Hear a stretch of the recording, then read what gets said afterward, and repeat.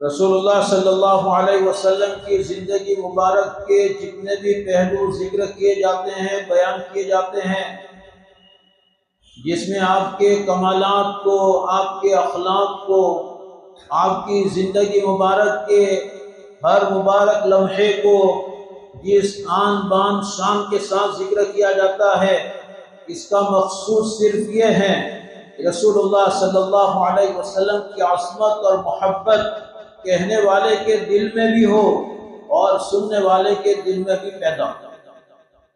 اس لیے کہ محبت اور عظمت ہوگی تو اطاعت اور اتباع آسان ہوگا۔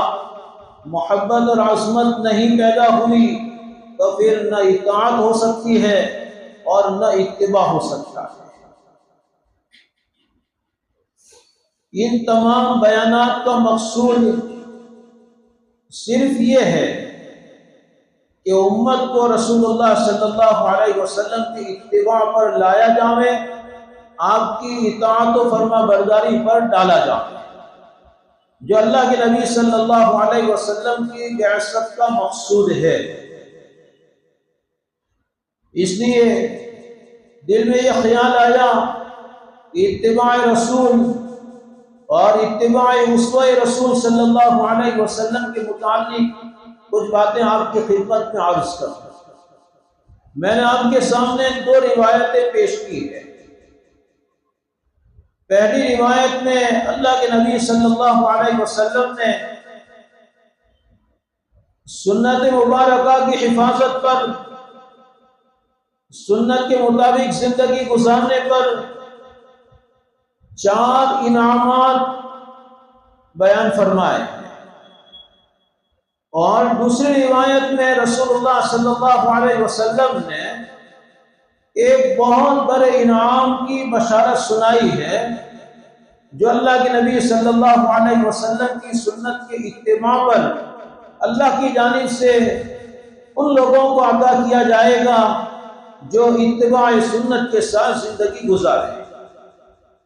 پہلی روایت جو میں نے آپ کے سامنے پیش کی ہے، علامہ شہاب الدین محمود آلوسی رحمہ اللہ نے اپنی مشہور تفسیر کی کتاب روح المعانی میں اس کو ذکر فرمایا ہے۔ رسول اللہ صلی اللہ علیہ وسلم فرماتے ہیں کہ جو میری سنت کی حفاظت کرے گا، حفاظت ہر لمحے کی ہوتی ہے، حفاظت ایک لمحے کے لیے نہیں۔ گھر میں سامان رکھا ہوا ہے تو اس سامان کی حفاظت کے لیے آدمی ہر وقت چوکنا رہتا ہے۔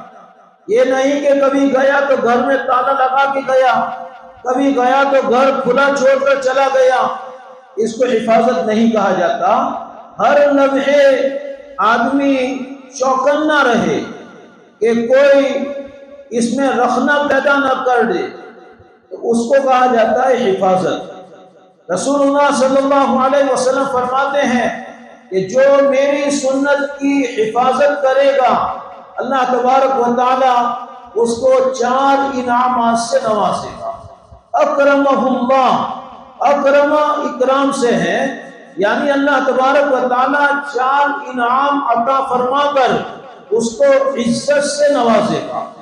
اکرمہ اللہ، اللہ تعالیٰ اس کی عزت افزائی فرمائے گا، اللہ اس کو عزت سے نوازے گا، اور اس عزت سے نوازنے کی صورت یہ ہے کہ اللہ اس کو 4 انعام دے گا۔ پہلے نمبر پر المحبت فی قلوب البرر، اللہ تعالیٰ سنت کی حفاظت پر پہلا انعام یہ دے گا کہ نیک لوگوں کے دلوں میں اللہ اس کی محبت پیدا کرے گا۔ نیک لوگوں کے دلوں میں اللہ اس کی محبت پیدا کرے گا۔ اس محبت کا اثر کیا ہوگا کہ نیک لوگ جب ہاتھ اٹھائیں گے تو اپنے محبوب کے لیے دعا کریں تو ان دعاؤں میں اللہ تبارک و تعالیٰ اس کو شامل کرے گا، اس لیے کہ ان نیک لوگوں کے دلوں میں اللہ تبارک و تعالیٰ نے ان کی محبت پیدا کرتی ہے جو سنت رسول صلی اللہ علیہ وسلم کی حفاظت اور سنت رسول صلی اللہ علیہ وسلم کی نگرانی فرماتے ہیں۔ اور یہ مشاہدے کی بات ہے، ہم اپنے دلوں میں ان لوگوں کی محبت کو پاتے ہیں جن لوگوں نے سنت کے ساتھ زندگیاں گزاری، جن لوگوں نے سنت کی حفاظت فرمائی، جن لوگوں نے سنت کی حفاظت کے لیے اپنی زندگیاں کھپائی، ان کی محبت ہم اپنے دلوں میں پاتے ہیں، اور ہر نیک آدمی اپنے دل میں ان لوگوں کی محبت پاتا ہے۔ مثال کے طور پر ہم نے ابھی نعت مبارک میں سنا، صدیق اکبر رضی اللہ تعالیٰ عنہ کا ذکر مبارک ہوا، حضرت عمر فاروق رضی اللہ تعالیٰ عنہ کا ذکر مبارک ہوا، حضرت عثمان کا ذکر ہوا، حضرت علی کا ذکر ہوا۔ ہم نے تو ان لوگوں کو دیکھا نہیں ہے، آخر کیا بات ہے کہ ہمارے دلوں میں ان کی محبت ایسی ہے کہ بے ساختہ ان کا ذکر مبارک ہماری زبان پر جاری ہو جاتا ہے۔ اسی طرح جتنے بھی ہمارے متقدمین مشائخ گزرے ہیں، ائمہ گزرے ہیں، محدثین گزرے ہیں، مفسرین گزرے ہیں، اور مجتہدین گزرے ہیں، صحابہ اور تابعین کی جماعت گزری ہے، ان کا جب ہم ذکر کرتے ہیں تو ان کے ذکر کے ساتھ ہماری زبان مبارک پر دعائیہ کلمات نکل جاتے ہیں۔ صحابہ کرام کا ذکر ہوتا ہے، رضی اللہ عنہ ورضوا عنہ کی کلمات، اور جب تابعین کے اور ائمہ مجتہدین کے، ائمہ محدثین کے، ائمہ مفسرین کے، ائمہ فقہاء کے ذکر مبارک ہماری زبان پر جاری ہوتے ہیں تو رحمہ اللہ تعالی رحمت واسعۃ، یہ دعائیہ کلمات، وہاں کلمہ ترقی، یہاں کلمہ ترحم، یہ کیوں جاری ہوتا ہے؟ یہ اسی محبت کا اثر ہے جو ان کی اتباع سنت کے نتیجے میں اللہ تبارک و تعالیٰ نے ہمارے دلوں میں پیدا فرمائی۔ حالانکہ ہم تو اتنے نیک بھی نہیں ہیں، جو لوگ نیک ہیں ان کے دلوں میں ان کی محبت حد سے زیادہ ہے، اس کا تصور ہم خالی دماغ، خالی دل والے یہاں بیٹھ کر وہ نہیں کر سکتے۔ یہ پہلا انعام ہے۔ امام ابو حنیفہ، امام شافعی، امام مالک، امام احمد بن حنبل، امام بخاری، امام مسلم، یہ ائمہ مجتہدین، ائمہ محدثین، یہ حضرات وہ ہیں جن کے ساتھ ہمارا کوئی رشتہ نہیں ہے یا ہمارے کوئی رشتہ دار نہیں ہے، پھر بھی آخر ان کی محبت ہم اپنے دلوں میں پاتے ہیں۔ یہ اللہ کا وہ انعام ہے جو اللہ نے ان کو عطا فرمایا، اور اس کی وجہ صرف یہ ہے کہ انہوں نے سنت کے مطابق زندگی گزاری، سنت کی حفاظت کے ساتھ زندگی گزاری، اور اس کا نتیجہ یہ ہوا کہ اللہ تبارک و تعالیٰ نے ان کی محبت امت کے نیک لوگوں کے دلوں میں وہ پیدا کر دی، اور ہمیں یہ بشارت سنائی۔ ان کی محبت اگر ہم اپنے دل میں پا رہے ہیں، ان کے ذکر پر ہم ترقی اور ترحم کے کلمات، دعائیہ کلمات کہتے ہیں، ہمیں بھی ایک درجے میں اطمینان ہونا چاہیے کہ ہم بھی ان نیک لوگوں میں شامل ہیں جن نیک لوگوں کی اتباع سنت والی زندگی کی بنیاد پر اللہ نے ان کی محبت ہمارے دلوں میں پیدا کر کے ہم نے بھی ایک نیکی کا پہلو وہ پیدا کر دیا۔ یہ پہلا انعام ہے۔ دوسرا انعام الہیبۃ فی قلوب الفجر، اتباع سنت کی بنیاد پر، سنت کی حفاظت کے ساتھ زندگی گزارنے کی بنیاد پر اللہ تبارک و تعالی فاسق و فاجر کے دل میں رعب ڈال دیتا ہے۔ جو کافر ہے، جو مشرک ہے، جو ایمان والے بدکار ہے، بددین ہے، فسق و فجور کی زندگی گزارتے ہیں، اللہ تبارک و تعالی سنت کی حفاظت کے ساتھ زندگی گزارنے والے کی عظمت، سنت کے ساتھ زندگی گزارنے والے کی ہیبت، یہ ان کے دلوں میں اللہ پیدا کر دیتا ہے۔ کیوں؟ اس لیے کہ رسول اللہ صلی اللہ علیہ وسلم کی سنت کا اتباع کرنے والا رسول اللہ صلی اللہ علیہ وسلم سے سب سے زیادہ قریب ہوتا ہے، اور اللہ کے نبی صلی اللہ علیہ وسلم کو اللہ نے جن خصوصیات سے نوازا، ان خصوصیات کا کچھ اثر سنت کے اتباع کرنے والے، سنت کی حفاظت کے ساتھ زندگی گزارنے والے کو بھی اللہ عطا فرماتا ہے۔ رسول اللہ صلی اللہ علیہ وسلم کو اللہ تبارک و تعالیٰ نے رعب عطا فرمایا۔ آپ نے فرمایا کہ مجھے اگلے انبیاء کرام کے مقابلے میں 6 چیزوں میں، بعض روایات میں 7 چیزوں میں اللہ نے مجھے اگلے نبیوں پر فوقیت اور فضیلت سے نوازا ہے۔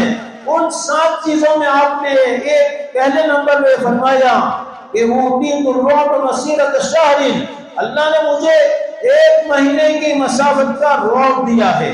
1 مہینے کی مسافت کے رعب کا مطلب یہ ہے کہ میں یہاں مدینہ میں بیٹھا ہوں، میرا دشمن 1 مہینے کی دوری پر ہے، تو ابھی یہاں بیٹھ کر میں اس کا تصور کرتا ہوں، اس کا دل میرے نام سے جو ہے وہ کانپتا ہے، میرا نام سن کر اس کا دل ترستا ہے۔ اللہ نے مجھے یہ رعب عطا فرمایا ہے، اور اس رعب کا اثر اللہ تبارک و تعالیٰ سنت کا اتباع کرنے والوں کو بھی جو ہے وہ عطا فرماتا ہے۔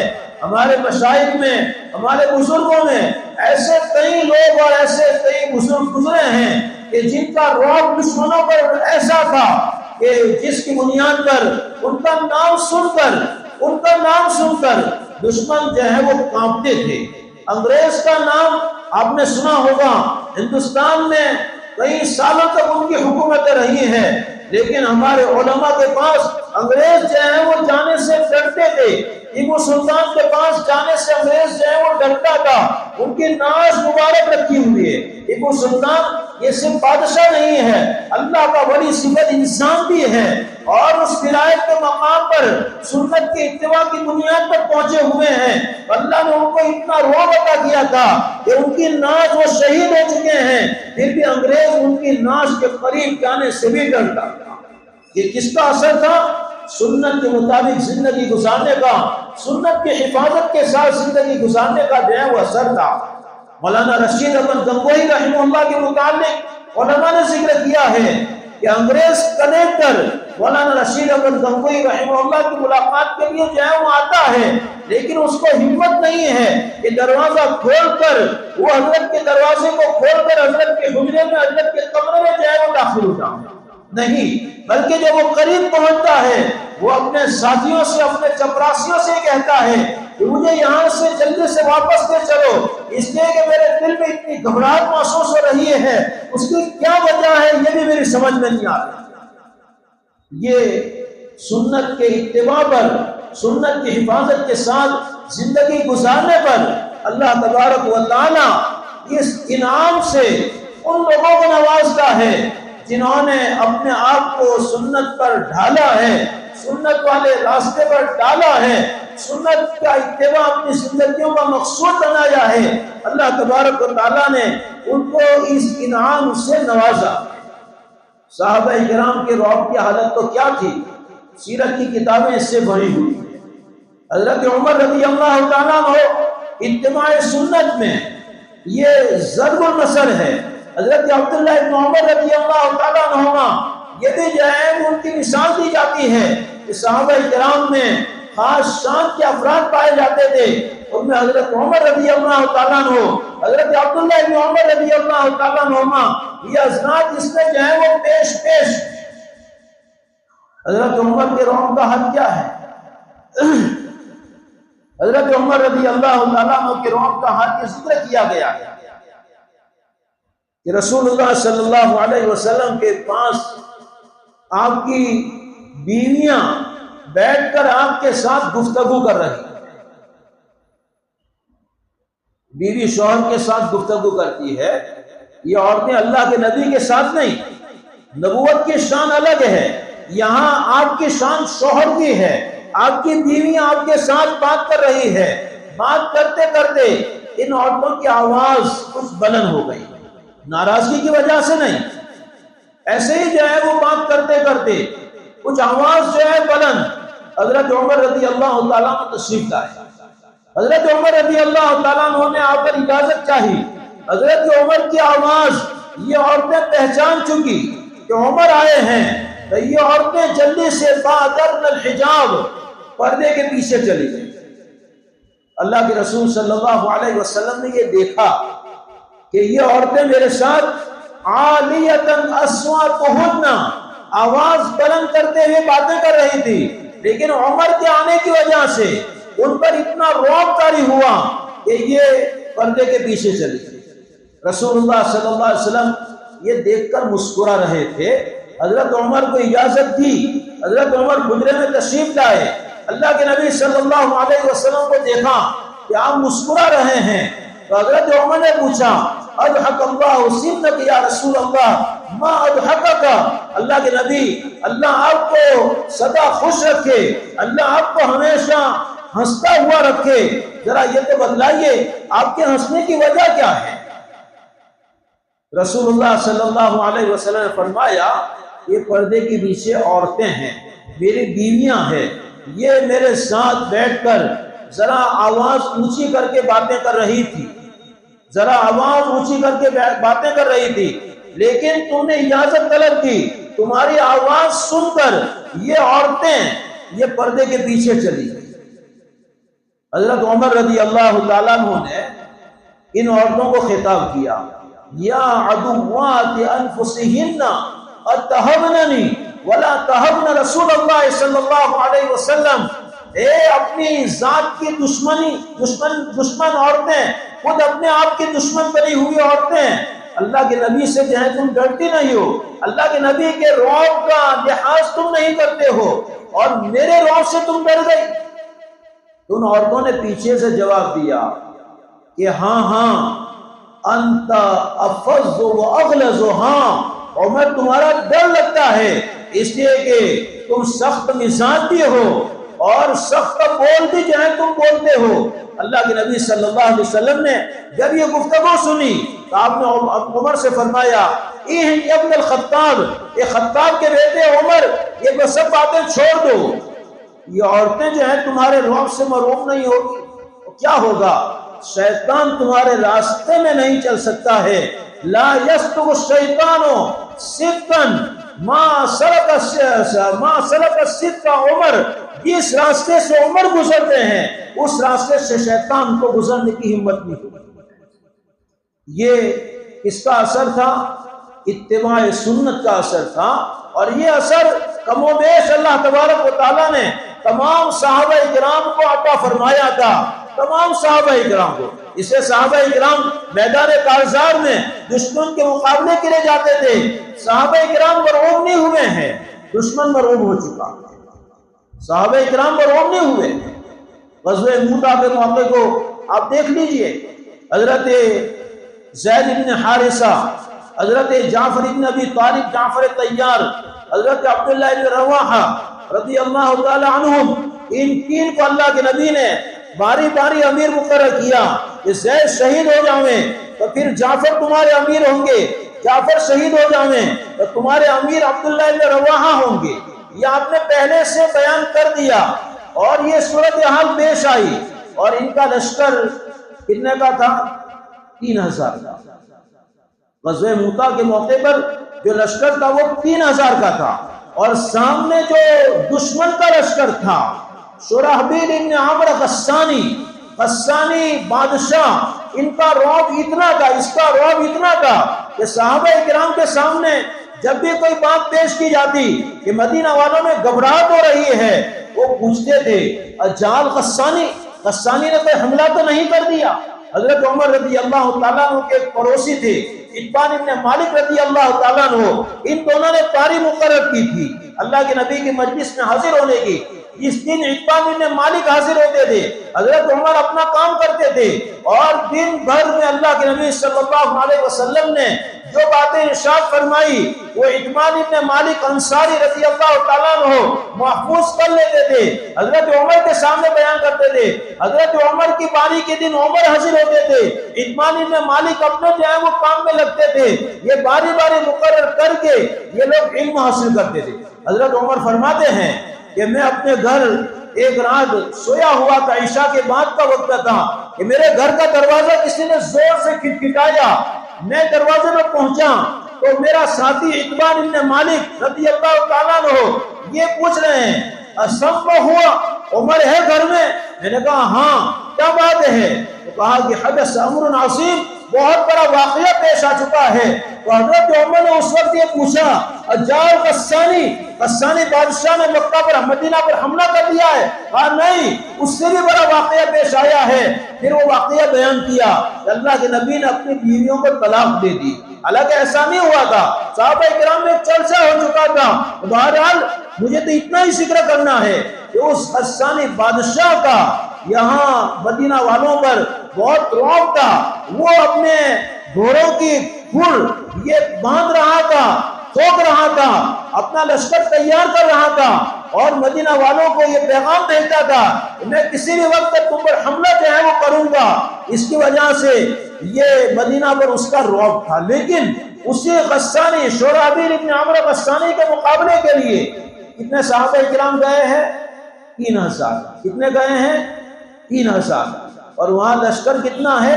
شرحبیل ابن عمرو غسانی کا اپنا 1 لاکھ کا لشکر، اور قیصر روم نے اس کی مدد کے لیے 1 لاکھ کا لشکر بھیجا ہے۔ 2 لاکھ کا مسلح لشکر ہے، اور ان کے مقابلے کے لیے صرف کتنے؟ 3000 صحابہ کرام ہیں۔ 3000۔ اور ان 3000 صحابہ کرام میں اللہ کے نبی کے پیشین گوئی کے مطابق زید بن حارثہ شہید ہو گئے، حضرت جعفر طیار رضی اللہ تعالیٰ نے پرچم اسلام سنبھالا، وہ شہید ہو گئے، حضرت عبداللہ بن رواحہ نے پرچم سنبھالا، وہ شہید ہو گئے، حضرت خالد بن ولید رضی اللہ تعالیٰ نے پرچم جو سنبھالا، اور خالد بن ولید رضی اللہ تعالیٰ کے ہاتھوں اللہ تبارک و تعالیٰ نے اس جنگ میں فتح اور کامیابی عطا فرمائی۔ اور آپ سن کر تعجب کرو گے، 2 لاکھ کے مقابلے میں 3000 کا لشکر، اور مسلمان شہید ہوئے ہیں صرف 14۔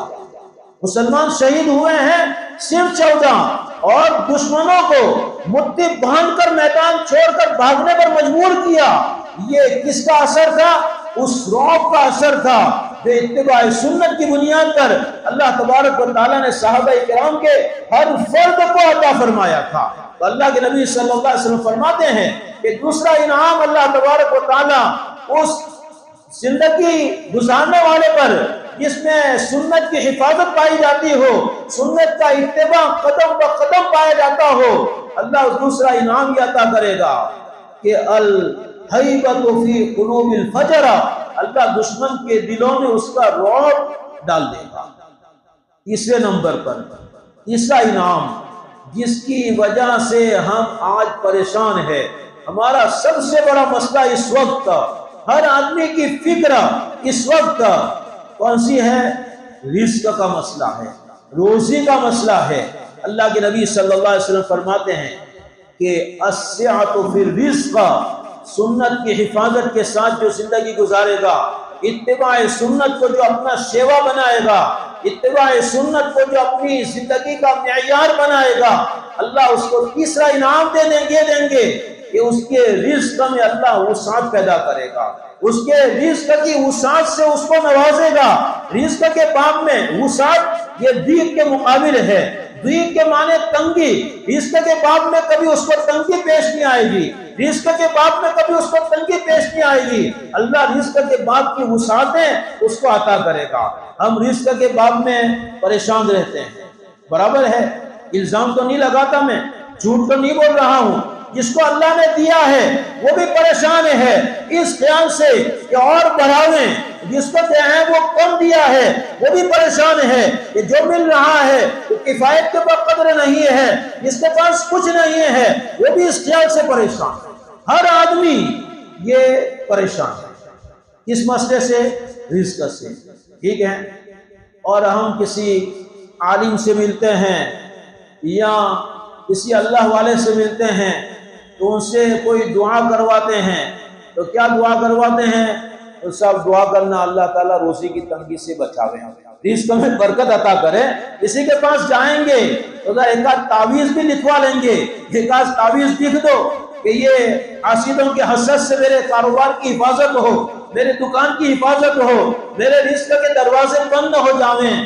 دوستو جن سے آپ یہ چیزیں کرواتے ہو، میں اس سے روکتا نہیں ہوں۔ اللہ کے نبی نے بغیر مانگے تمہیں رزق کا وظیفہ دیا ہے، وہ رزق کا وظیفہ یہ ہے کہ سنت والی زندگی گزارو، سنت کے مطابق زندگی گزارو، سنت کی حفاظت والی زندگی جو ہے گزارو، تو رزق کے باب میں پریشانی نہیں ہوگی۔ ٹھیک ہے، ہم لوگ پریشان ہیں۔ آج کی دنیا جو پریشان ہے نا، وہ اپنی تکلیف سے پریشان نہیں ہے، دوسروں کی خوشحالی دیکھ کر پریشان ہے۔ برابر ہے نا؟ آج کی دنیا، آج کے لوگ اپنی پریشانی سے پریشان نہیں ہے، دوسرا کوئی اچھی زندگی گزارتا اس میں بھی معاف کریں، مولوی اچھی زندگی گزارے تو ہماری پریشانی بڑھ جاتی ہے۔ برابر ہے، ہمارا امام اچھی زندگی گزارے، کوئی اچھی بائک لے کر گھوم رہا ہو تو یوں حد کریں گے صاحب۔ برابر ہے، یہ ہم اپنی جو ہے تنگی سے پریشان نہیں، دوسروں کی خوشیاں دیکھ کر ہم پریشان ہیں۔ کیوں؟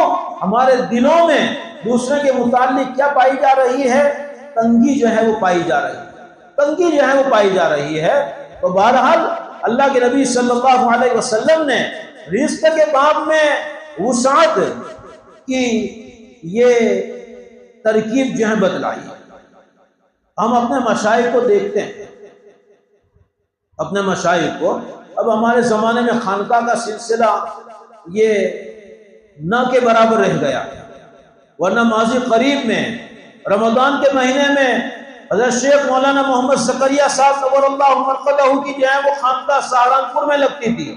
حضرت شیخ الاسلام مولانا حسین احمد مدنی نور اللہ مرقدہ کی خانقاہ جو ہے وہ دیوبند میں لگتی تھی، اور ہندوستان کے مختلف شہروں میں رمضان میں حضرت کی خانقاہ لگتی تھی۔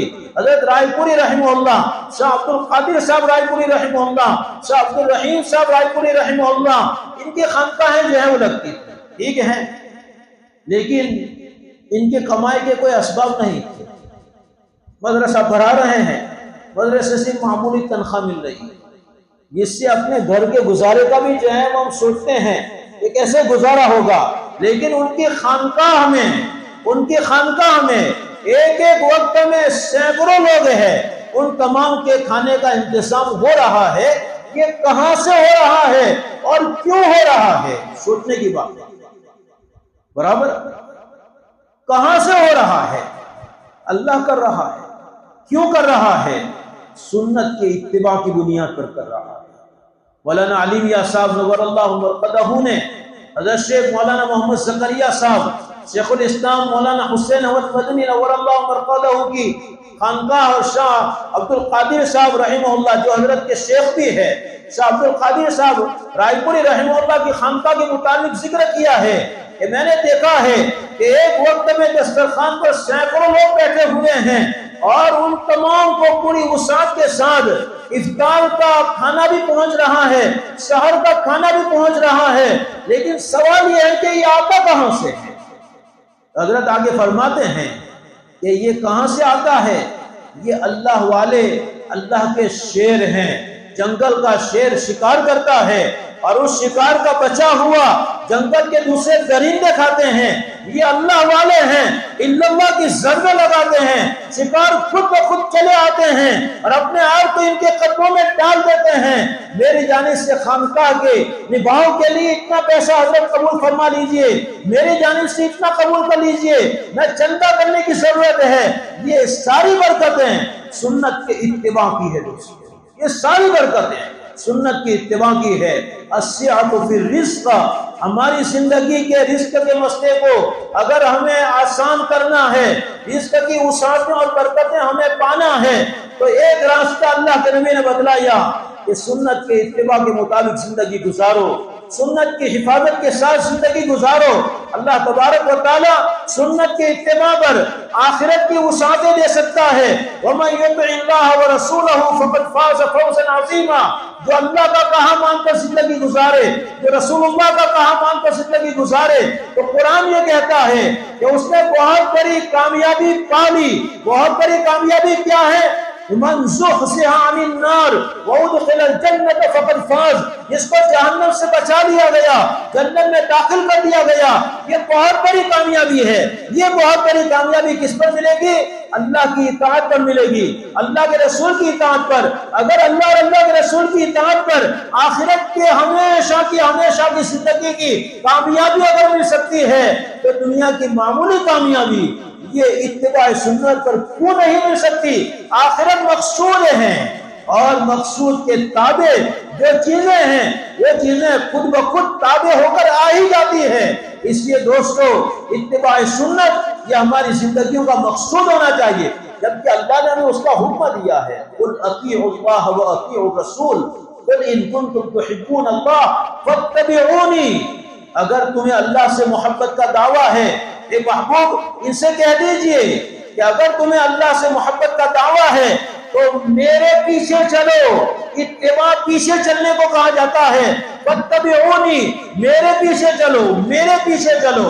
اللہ تمہیں اپنا محبوب بنا لے گا۔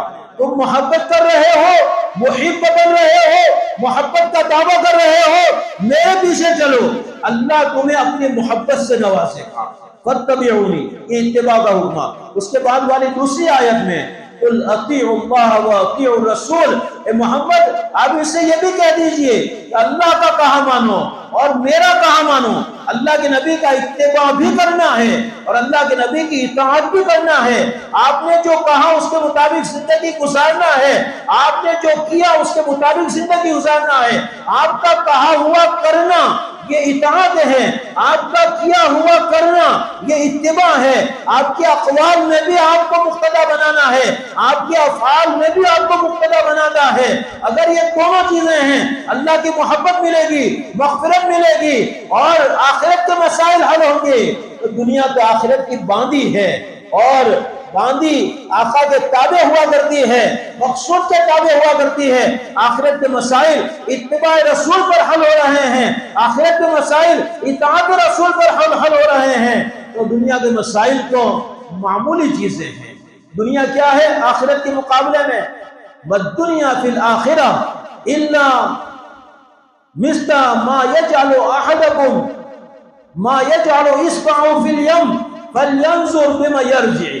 آخرت کے مقابلے میں دنیا کی حیثیت ایسی ہے جیسے کہ تم میں سے کوئی آدمی سمندر میں اپنی انگلی ڈال کر نکالے، یہ انگلی پر آیا ہوا پانی یہ دنیا کی حقیقت ہے، اور اس کے مقابل جس سمندر میں انگلی ڈالی ہے یہ آخرت کی حقیقت ہے۔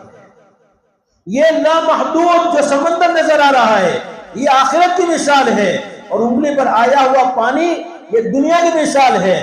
دو چار پھونک مارو یہ پانی سوکھ جائے گا، اس کو سکھانے کے لیے دنیا بھر کی محنتیں کرو، یہ ختم ہونے والا نہیں ہے۔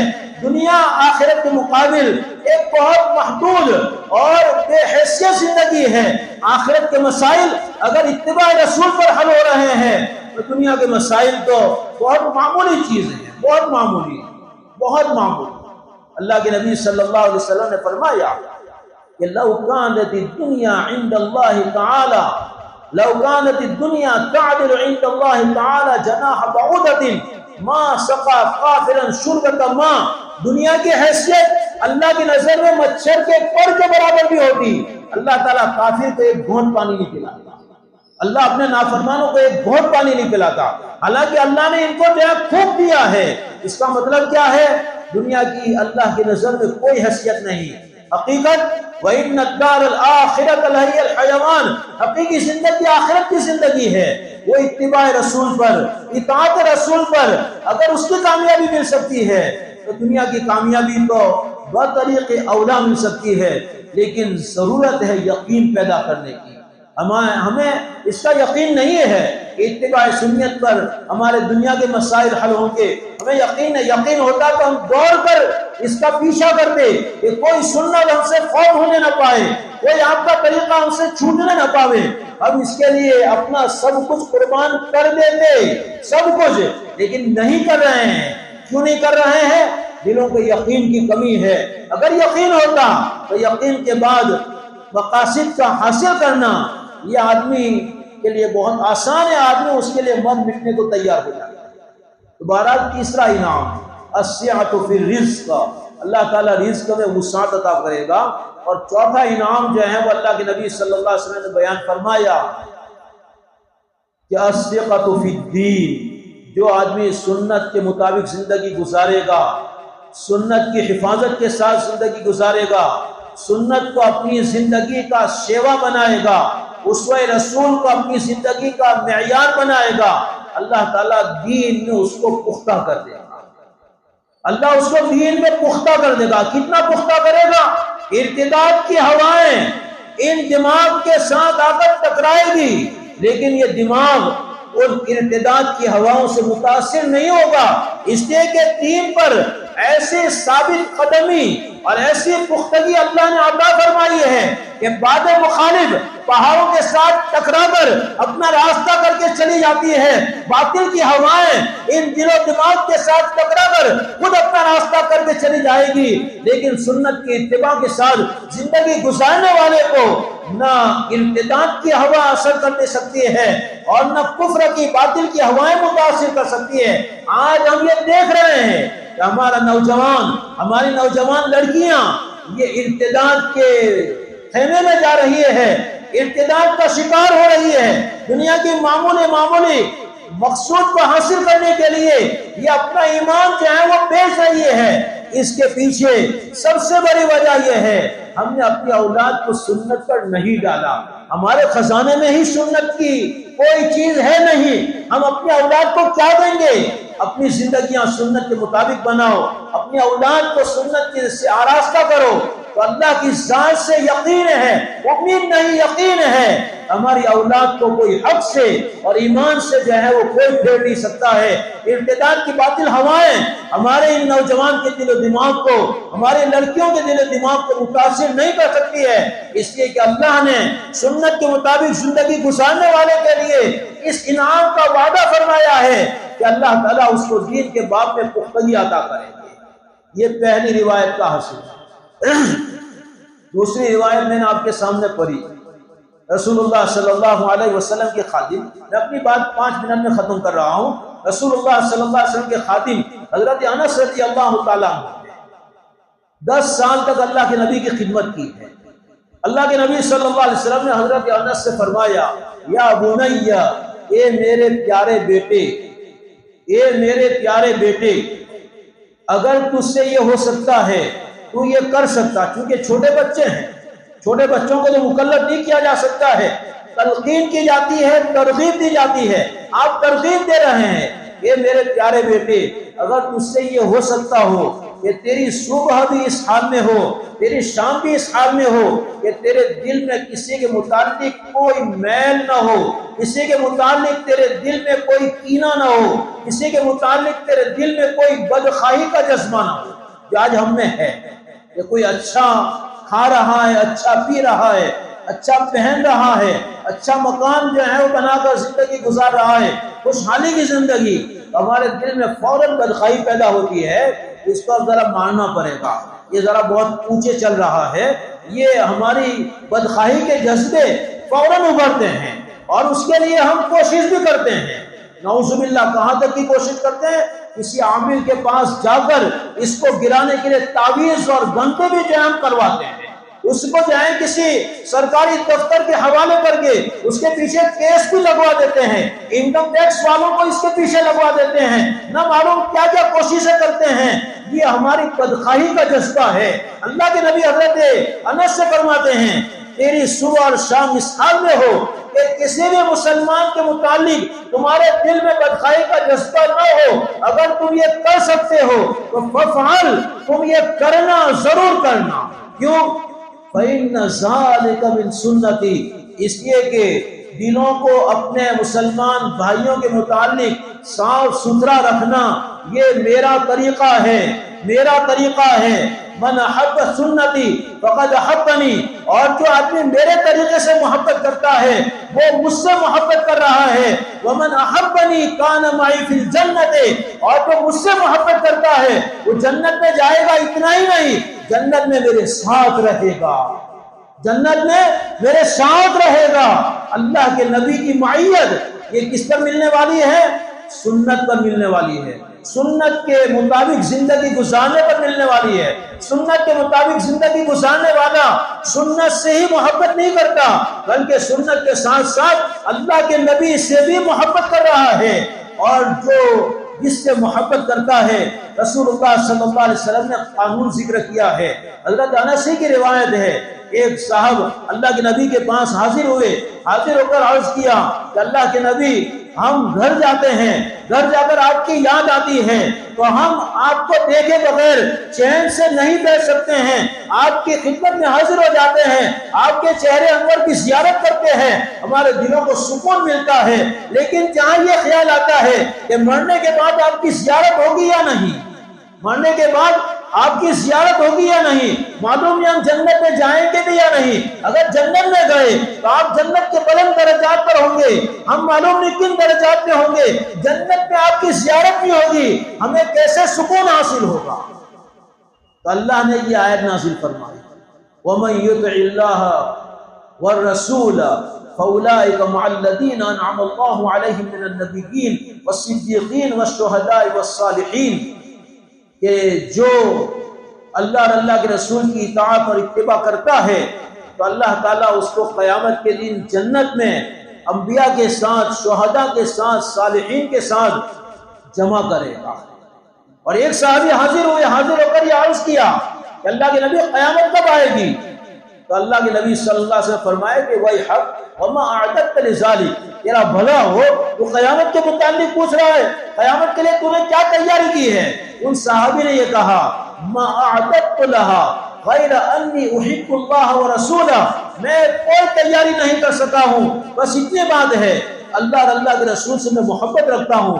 آپ نے فرمایا خوش ہو جاؤ، المرء مع من احب، جو جس کے ساتھ محبت کرتا ہے قیامت کے دن اس کے ساتھ اس کو اٹھایا جائے گا، قیامت کے دن اس کے ساتھ اس کو اٹھایا جائے گا۔ حضرت انس فرماتے ہیں کہ اللہ کے نبی کی اس فرمان سے صحابہ کرام اتنے خوش ہو گئے، اتنی خوشی کے ساتھ صحابہ کرام کو میں نے کبھی نہیں دیکھا، اس لیے کہ ان کی تسلی کا سامان جب اللہ کے نبی سے محبت کرتے ہیں، آخرت میں بھی ہمارا حشر اللہ کے نبی کے ساتھ ہی ہوگا۔ یہ محبت کی بات ہے دوستو، اس لیے اللہ کے ساتھ، اللہ کے نبی کے ساتھ محبت کرنا، آپ کی سنت سے محبت کرنا صرف جنت کی ضمانت نہیں، بلکہ جنت میں جو ہے کس کے ساتھ حشر ہوگا؟ رسول اللہ صلی اللہ علیہ وسلم کے ساتھ حشر ہوگا۔ یہ بہت بڑی کامیابی، جنت کا داخلہ خود بہت بڑی کامیابی، اور اس کے اوپر مزید بڑا انعام یہ کہ جنت میں وہ کس کے ساتھ رہے گا؟ رسول اللہ صلی اللہ علیہ وسلم کے ساتھ رہے گا۔ اس لیے دوستو، آج کا پیغام یا ربیع الاول کا پیغام، نئی زندگی کے ہر لمحے کا پیغام یہ ہے کہ زندگیوں کو اتباع سنت سے، اطاعت رسول سے آراستہ کرو، اللہ دنیا کے مسائل بھی حل کرے گا، اور آخرت میں سب سے بڑی کامیابی، اور کامیابی کے ساتھ سب سے بڑا انعام اللہ کے نبی کے ساتھ جنت میں جگہ اللہ عطا کرے گا۔ یہ اس ایک چیز پر ہے، اور وہ ہے سنت کے مطابق زندگی گزارنا، سنت کی حفاظت کے مطابق زندگی گزارنا، اور سنت کو اپنا معیار بنانا، اپنی زندگی کا معیار بنانا، اپنی زندگی کا شیوا بنانا، یہ زندگی کی اور دنیا اور آخرت کی بہت بڑی کامیابی کا سبب ہے۔ اللہ تبارک و تعالی ہمیں صحیح سمجھنے کی اور عمل کرنے کی توفیق عطا فرمائے۔ رسول اللہ صلی اللہ علیہ وسلم کی سچی محبت اللہ ہمیں نصیب فرمائے، اور اس محبت کے اسباب اتباع سنت اور اطاعت رسول کو اللہ تبارک و تعالی ہماری زندگیوں کا معیار بنانے کی ہمیں توفیق عطا فرمائے۔ آمین وآخر دعوانا الحمدللہ رب العالمین۔ بسم اللہ الرحمن الرحیم، الحمدللہ رب العالمین، والصلاة والسلام علی سید الانبیاء والمرسلین محمد وعلی آلہ وصحبہ اجمعین۔ اے اللہ ہمارے گناہوں کو معاف فرما، ہماری خطاؤں سے درگزر فرما، اپنا فضل و کرم شامل حال فرما۔ ہم مجرم اور گنہگار ہیں، تیرے بارگاہ میں بیٹھ کر، تیرے گھر میں بیٹھ کر اللہ ہم تیرے سامنے اپنے تمام جرائم کا اعتراف کرتے ہیں۔ اللہ تیری مغفرت اور رحمت کے بھی ہم اقرار کرنے والے ہیں، تیرے سوا کوئی رحم کرنے والا نہیں، کوئی مغفرت کرنے والا نہیں۔ اور اللہ ہماری مغفرت کا سامان آپ ہی کے پاس ہے۔ اے اللہ ہمارے تمام گناہوں کو معاف فرما دیجئے، ہمارے والدین کی، رشتہ داروں کی، ہمارے اہل و عیال کی، ہمارے بھائیوں اور بہنوں کی، ہمارے مشائخ اور اساتذہ کرام کی، ہمارے محسنین متعلقین دوست احباب کی، اور امت کے ایک ایک فرد کی اے اللہ بھرپور مغفرت فرما دے، اگلوں کی، پچھلوں کی، چھوٹوں کی، بڑوں کی، مردوں کی، عورتوں کی، اللہ تمام کی اللہ مغفرت فرما دے۔ اے اللہ ہمارے گناہوں کی نحوستوں کی وجہ سے ہمیں ظالموں کا تخت مشق نہ بنا، ہمیں دشمنوں کے حوالے نہ فرما، ہمیں بے یار و مددگار نہ بنا، ہمیں ذلیل و خوار نہ فرما، ہمیں آفات و بلایا مصائب بیماریوں میں مبتلا نہ فرما۔ اے اللہ عافیت کا معاملہ فرما، ہر قدم، ہر لمحہ، ہر آن، ہر پل ہماری مدد فرما، ہماری حفاظت فرما، ہماری ہدایت فرما، ہماری مغفرت فرما، ہر قدم، ہر لمحہ اپنی رحمت ہمارے شامل حال فرما، ہمیں عزت و عافیت کی زندگی عطا فرما، اتباع سنت کو ہماری زندگیوں کا معیار بنانے کی ہمیں توفیق عطا فرما۔ اللہ اسوہ رسول کے مطابق زندگی گزارنا ہماری سعادت بنا دے، ہمارا مقدر بنا دے، تیری محبت، تیری معرفت میں عطا فرما، میرے محبوب صلی اللہ علیہ وسلم کا والہانہ عشق ہمیں نصیب فرما۔ اے اللہ سنتوں کا شہیدائی بنا دے، سنتوں کا عاشق بنا دے، قرآن پاک کی عظمت، دین کی عظمت، سنت رسول صلی اللہ علیہ وسلم کی عظمت ہمارے دلوں میں پیدا فرما۔ قرآن کے اور سنتوں کے اور دین کے استخفاف اور استہزاء سے اللہ ہماری حفاظت فرما۔ اللہ ہم سے راضی اور خوش ہو جا، ہمیں اپنا بندہ بنا لے، نفس و شیطان کی بندگی سے بچا لے، طاعات پر جما دے، گناہوں سے اکھاڑ دے۔ اللہ تیری رضا والے اعمال کا شغل اور شغف نصیب فرما دے، تجھے ناراض کرنے والی ہر حرکت، ہر سکون، ہر قول، ہر فعل سے ہماری حفاظت فرما۔ اللہ امت کے نوجوانوں کی، ماں بہنوں کی، بہو بیٹیوں کی اللہ بھرپور حفاظت فرما، امت کے نوجوانوں کی صلاحیت کی حفاظت فرما۔ اللہ امت کے ایک ایک فرد کی جان، مال، عزت، آبرو، ایمان، اسلام کی، اللہ تجارت و زراعت و کاروبار کی اللہ بھرپور حفاظت فرما۔ اللہ ظالموں کے ظلم سے، حاسدوں کے حسد سے، اللہ آسمانی سلطانی آفات و بلایا سے، تیرے غضب، تیرے عتاب، تیری لعنتوں سے اور اس کے اسباب سے پوری امت کے ایک ایک فرد کی اللہ حفاظت فرما، امت کے ایک ایک فرد کی مغفرت فرما، امت کے ایک ایک فرد پر رحم فرما، پریشان حالوں کی پریشانیاں دور فرما، بیماروں کو شفا عطا فرما، مقروضوں کے قرض ادا کروا دے، گنہگاروں کو اور ہم تمام کو سچی توبہ کی توفیق عطا فرما، راہ بندوں کو راہ راست کے اللہ ہدایت نصیب فرما دے۔ اے اللہ اولاد کو ماں باپ کا مطیع اور فرما بردار بنا دے، اے اللہ اولاد کو ضائع ہونے سے بچا دے، اے اللہ اولاد کی ماں کے خیر سے ماں باپ کو مایوس سے محروم نہ فرما، ماں باپ کی شفقتوں سے اولاد کو محروم نہ فرما، اے اللہ بے روزگاروں کو حلال وسیع روزگار نصیب فرما، اللہ امت کے نوجوانوں کے اے اللہ رزق کے مسائل کو عافیت کے ساتھ حل فرما دے، جن کے روزگار قائم ہے وہ برکتیں عطا فرما، اللہ نظر بد نظر حسد سے حفاظت فرما، ظالموں کے ظلم سے حفاظت فرما۔ اے اللہ ہمارے مدارس کی، مساجد کی، خانقاہوں کی، ہمارے مراکز کی، مکاتب کے، مقابر اسلامیہ کی، اسلامی اوقاف کی، اللہ شاعر دینیہ کی بھرپور حفاظت فرما۔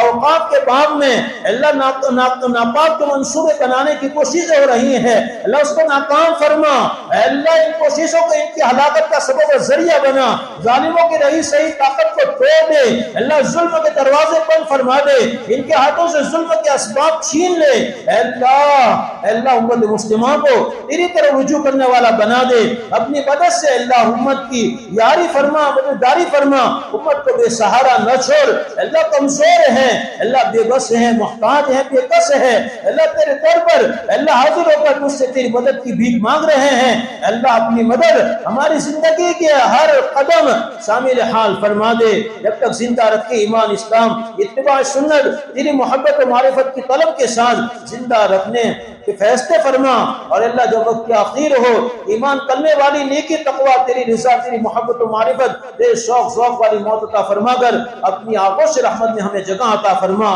موت اس کے بعد کے تمام مراحل آسان فرما، ہمارے تمام مرحومین کی بال بال مغفرت فرما، ان کے قبروں کو نور سے بھر دے، اپنی خاص رحمت سکینت ان پر نازل فرما، اور ان کا ہمارا حشر متقین و ابرار کے ساتھ فرما، ہماری حاضری قبول فرما، کہا سنا قبول فرما، جو ہاتھ اٹھا کر مانگا مولا کریم منظور فرما، اللہ اپنے فضل و کرم حبیب پاک صلی اللہ علیہ وسلم کے صدقے میں، اللہ آپ کے ذکر خیر کے صدقے میں ہماری دعاؤں کو قبول و منظور فرما، آمین یا رب العالمین، برحمتک یا ارحم الراحمین، بحرمت سید المرسلین صلی اللہ تعالی علیہ وعلی آلہ وصحبہ اجمعین۔ بھائی مجھے ابھی سفر ہے، مسافے کی مجھے زحمت نہ دیں.